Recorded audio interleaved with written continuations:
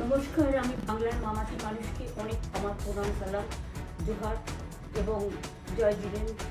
আমি সব কিছু জানাচ্ছি। সত শ্রীকালজি, আপনারা সকলে ভালো থাকুন, সুস্থ থাকুন। আপনাদের প্রতি আমরা খুব কৃতজ্ঞ। এত রোদ্দুরের মধ্যেও এবং সব কিছু অত্যাচার সহ্য করে আপনারা যেভাবে ভোট দিয়েছেন লাইনে দাঁড়িয়ে, আপনাদের কাছে আমরা খুব কৃতজ্ঞ।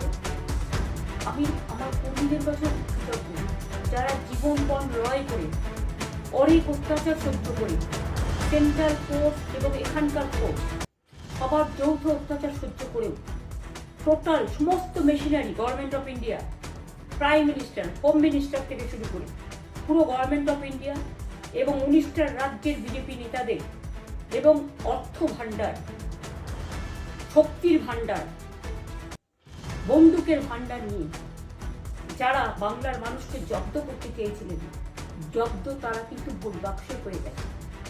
আমি আপনাদের নিশ্চিন্ত করে বলতে চাই, যেটা টিভিতে দেখাচ্ছি এটা বিজেপি অফিস থেকে কালকে বেলা 1:08 সার্কুলেট করেছে এবং টাকা দিয়ে বলেছে যাতে এটা দেখানো হয়। তার কারণ হচ্ছে আমার কাছে স্পেসিফিক ইনফরমেশন এসছে 1:08 আমি কোনো একটা প্রেস মিডিয়া থেকে পেয়েছি এবং সেই ইনফরমেশনে দেখা যাচ্ছে তারা পরিষ্কার বলছে ফোর্সফুলি তোমায় করতে হবে, এটা তোমাকে এর মধ্যে যাওয়া যাবে না। কারণটা আসলে জানেন আপনারা, আমরা 200-300 পেয়ে যেতে পারি, 226 ক্রস করবো 2026-এ। মানুষ যে বিপুলভাবে ভোট দিয়েছে, আমার তাদের প্রতি পুরো ভরসা, বিশ্বাস, আস্থা আছে। এবং ওরা কালকে এটা করিয়েছে প্রেসকে দিয়ে, তার কারণ গদি মিডিয়াকে দিয়ে।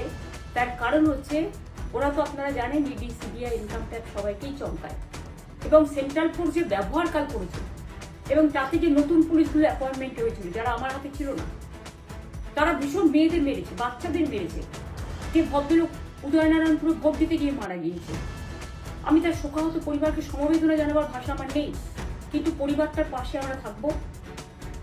এবং যে তৃণমূল কংগ্রেস কর্মীরা এমনকি সাংবাদিকদেরও মেরেছে, আমি যেখানে ছিলাম ভবানীপুরে চক্রবেরিয়ায়, আমি বাচ্চাদেরও মেরেছে, মহিলাদেরও মেরেছে, একতরফা মেরেছে। যাদের তৃণমূল কংগ্রেসরা জীবন দিয়ে লড়াই করেছেন, মার খেয়েছেন, তবুও তারা এলাকা ছেড়ে যাননি। অনেককে ইচ্ছে করে অ্যারেস্টও করা হয়েছে যাতে তারা এজেন্ট হিসেবে কাজ করতে না পারে। বিশেষ করে ভাটপাড়া, জগদ্দল, নোয়াপাড়া, এরকম অনেকগুলো জায়গা আছে। এমনকি আমাদের এখানেও ভবানীপুরে সারা রাত ধরে রেড হয়েছে। আমি সারা রাত 2 দিন ধরে দুরাত ঘুমাইনি। তাই আপনাদের কাছে বলবো, ওটা বিজেপির চক্রান্ত এবং বিজেপি এত করেও মানুষের অধিকার থেকে মানুষকে বঞ্চিত করতে পারল না।